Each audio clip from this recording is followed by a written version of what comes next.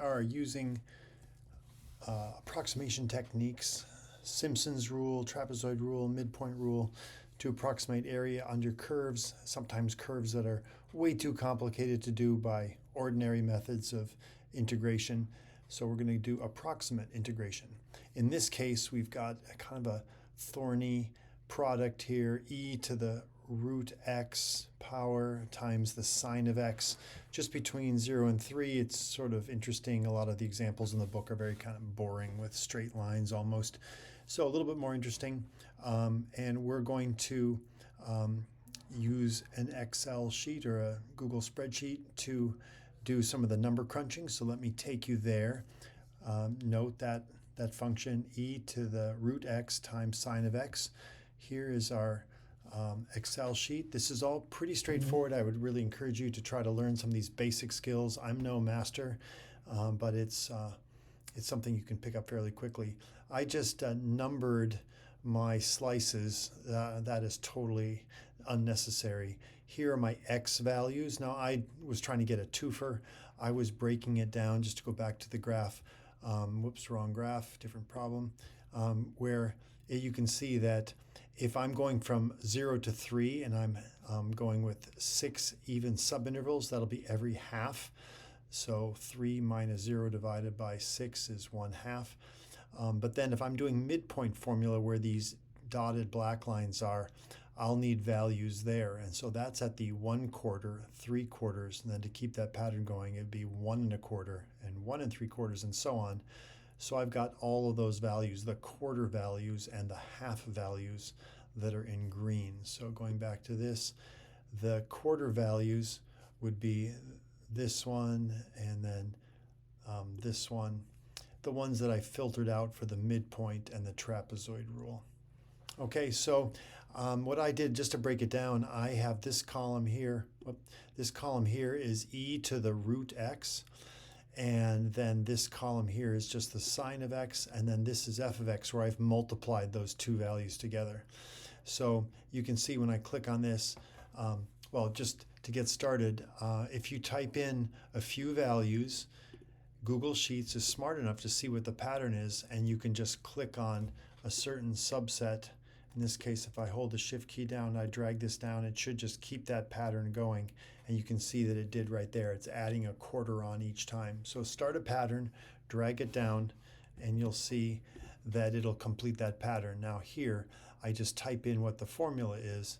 You can see that if you start an exponential, it'll say what that is, and it says 2.7182 raised to that power. And so then I just can click on the x value before it, and then it'll paste that in. And then I'm raising that to the 1/5 exponent. So that's the square root. So it's an exponent raised to the square root of x. This one you can see the sine of x will appear.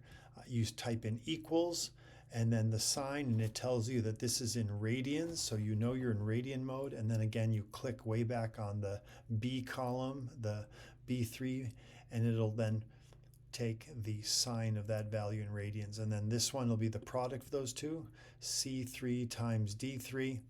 And then here, when I get to the midpoint formula, I'm just taking that value and then I'm summing them all up at the bottom here in red, and then I'm dividing by 2 because that's the width, that's my delta x is 0.5. Okay, so you can learn these commands fairly easily. You type an equal sign and then pretty much type in what you wanted to do. Use a multiplication symbol is above 8, the star above 8, dividing is the slash.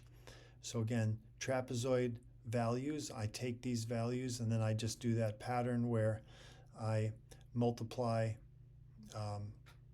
the first term by 1/2, and all these other terms I add up, and then when I combine them and then take half of that, I will get this approximation. So both of these are approximations for this function. You'll see here in yellow, I've actually done the integration on Desmos. I just typed that in just so you can compare it, and then I've got the error down below. All right, so Simpson's rule, a little bit different.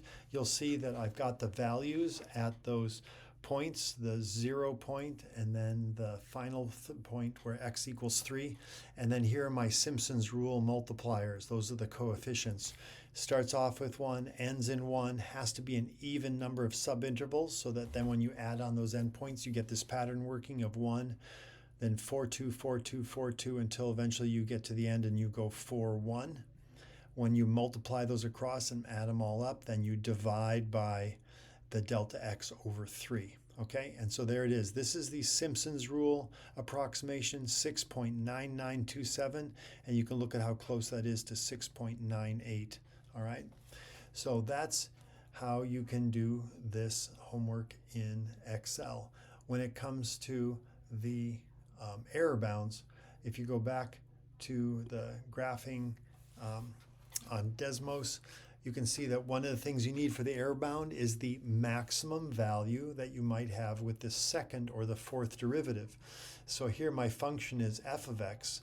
I can then find a later derivative by typing in the value and just typing then, in this case, the number of prime values after it.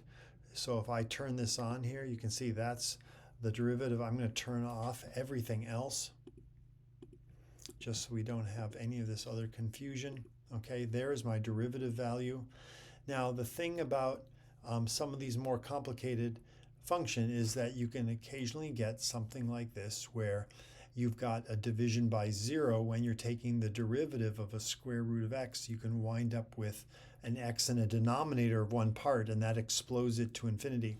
So I did a little bit of research on this, and it's interesting. You're welcome to do this as well on ChatGPT. I went and I looked at a computation error bound for a problem like this, and it just talks about how typically mathematicians get around this by doing a technique that we'll learn later about this year, where you do an expansion, a polynomial expansion.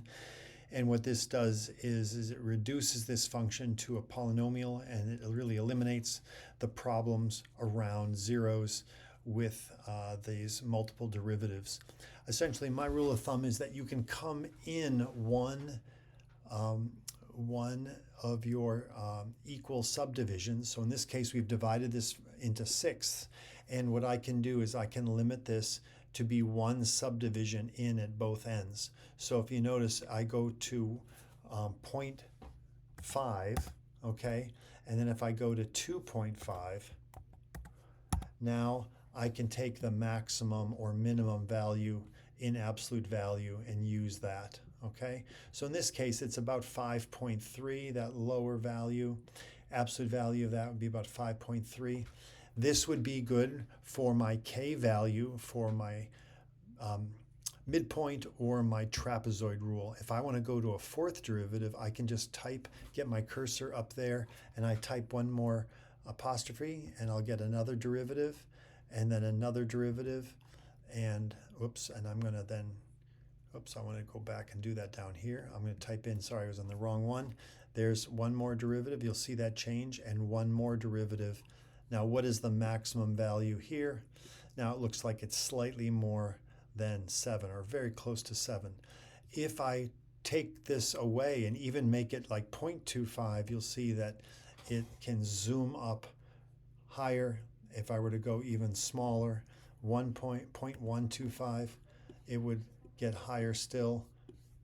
And this is where you're getting closer to 0. So that k value then will zoom up. But I think it's reasonable to just go one with one delta x inside your upper and lower bounds. Okay, and use that as k, and then go through the formula as per normal. Thank you very much.